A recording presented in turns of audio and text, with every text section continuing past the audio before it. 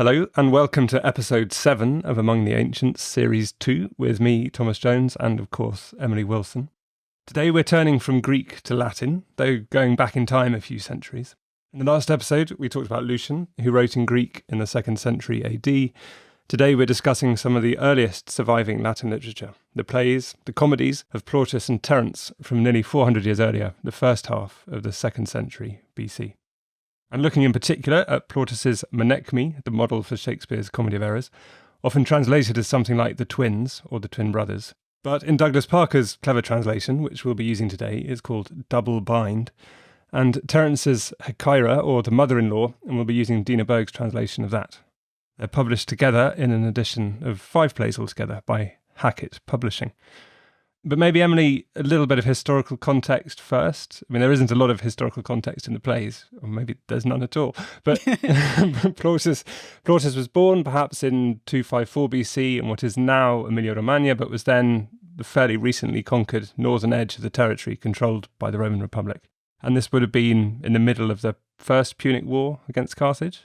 Yes, and so I think it is important to know that these plays that are all set in Athens or Greek-speaking worlds are produced in a Roman Empire that's just developing, and that Plautus lived through the Punic Wars. The height of his career was during the Second Punic War, when Hannibal was marching over the Alps and trying to take over what was not yet the Roman Empire that we know and hate. But so there's this period of military activity in Rome, an expansion of the Roman Empire, because once the Romans had definitively conquered Carthage, then their hold on the Mediterranean area was totally different from what it was at the time of Plautus's birth. And I think it's also, as you said already, important to recognize that Plautus is our earliest full extant Roman author. So some of the things we may associate with Roman literature, we may actually associate with Augustan Roman literature, the literature of the empire. Whereas Plautus is writing at a period when both Roman society, the economics of empire, the society of empire, it doesn't exist yet. And also Roman literature doesn't exactly exist yet. And so Plautus and Terence are kind of making it up, and making it up partly by looking back to Greek models, especially the genre of Greek new comedy, about which we haven't had an episode. So maybe we also need to nod to Menander, who came after the old comedy of Aristophanes and wrote these much more sort of generalized comedies about stereotype characters having sitcom situations.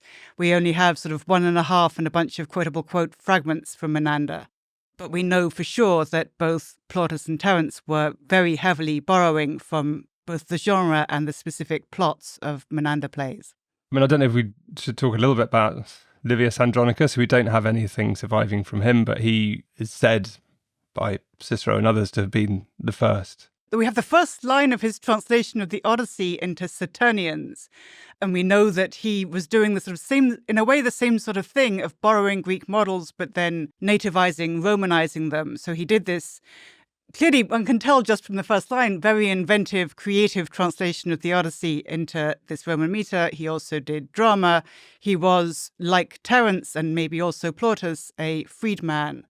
So another big thing about early Roman literature is that it seems to be very much produced by lower class people, outsiders, very often from outside Rome and sometimes from slave descent.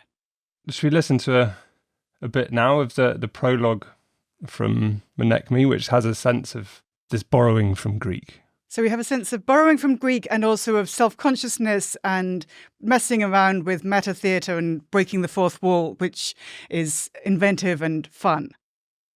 I have an announcement. Greetings! That's my announcement. To start off right at the very beginning. And salutations to me.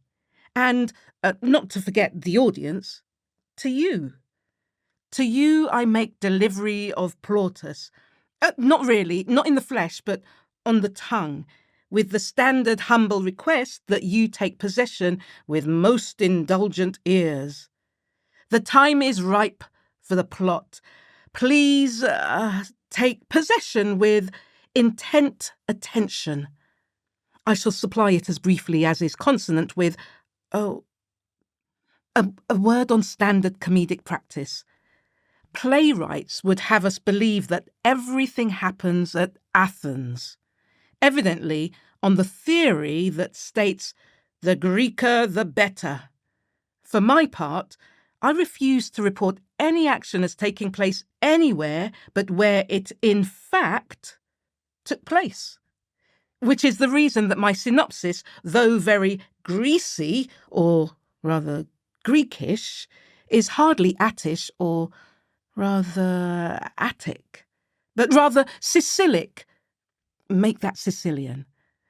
Well, so much for the prelude to the plot synopsis. I now dole out, as it were, the synopsis itself, not by the quart, not by the bushel, but by the barnful. When I recount a plot synopsis, I make it a principle to never stint in the slightest. Well, we can hear there's a lot of wordplay going on in the translation, and that's there in the Latin as well, isn't it?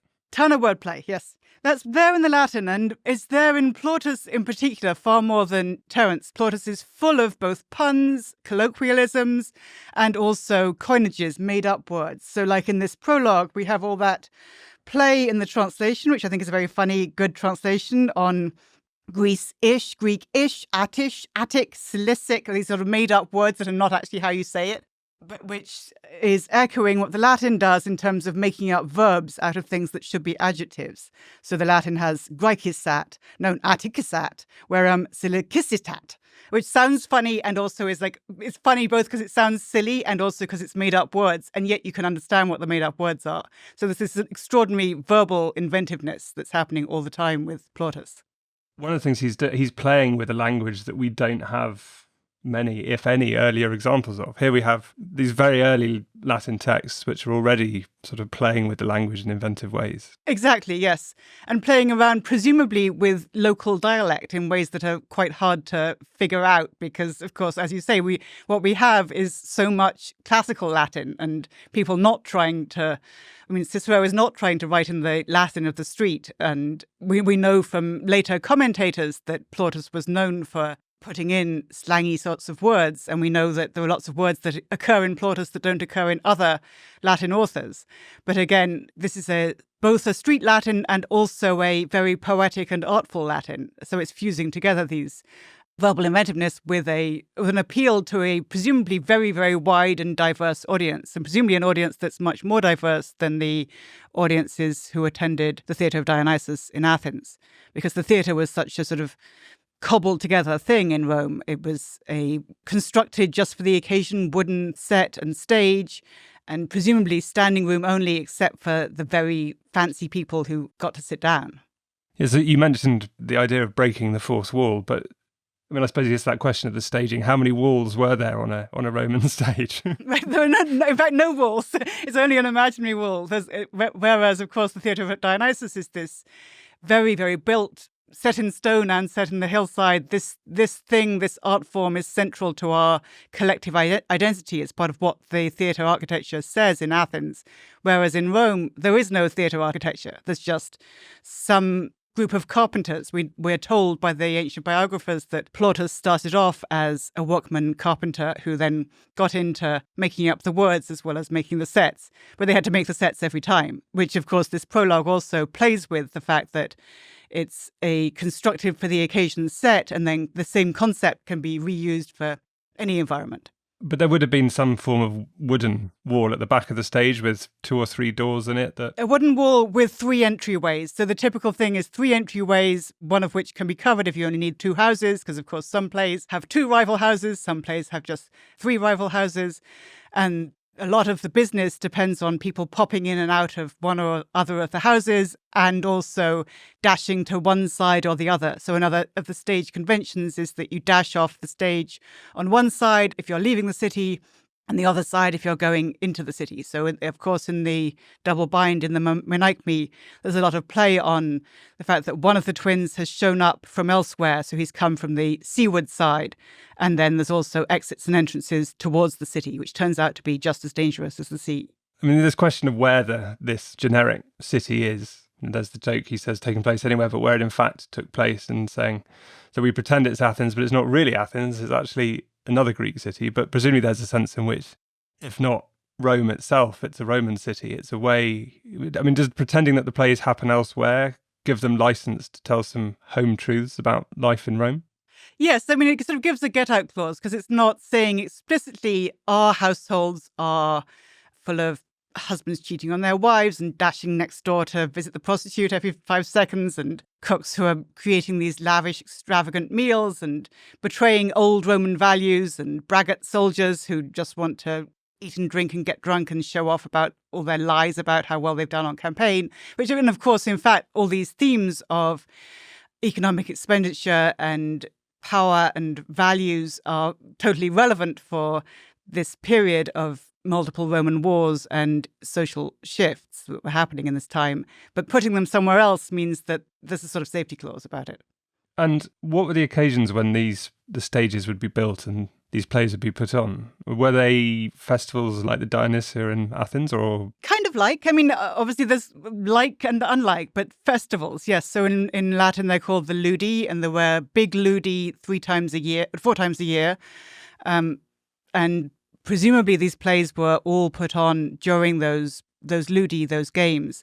And we learn also, for instance, from the prologue of the mother-in-law that, of course, being put on during the games might be a mixed bag in terms of whether you get an audience, because that means competing with all the much more literal kind of games, like the gladiatorial combats and the circuses and the things that might be noisier and maybe more fun. Or a play at the Edinburgh Festival, which only has 2 people in the audience. Exactly, yes. Right. So Plautus is sort of trying to play the fringe and not having to compete with the big ticket events.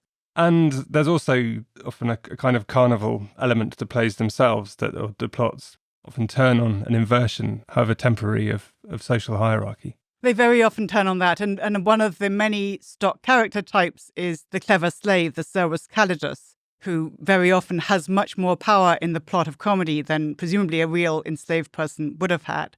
So the plays are also playing with the model of the Saturnalian festival, where social roles are temporarily reversed, and those who are social underlings get, for a very brief time, to have more power than they typically do.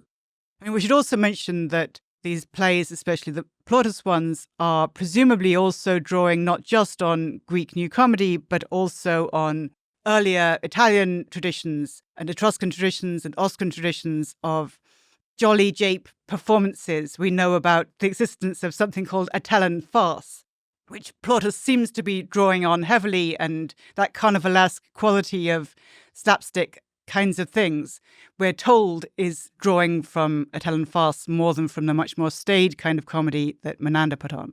And there are also songs in Plautus, aren't there? So does that come from the Etruscan tradition more than the Greek? I think it probably does, yes. I mean, again, since we don't have Atellan farce, a lot of it's very speculative.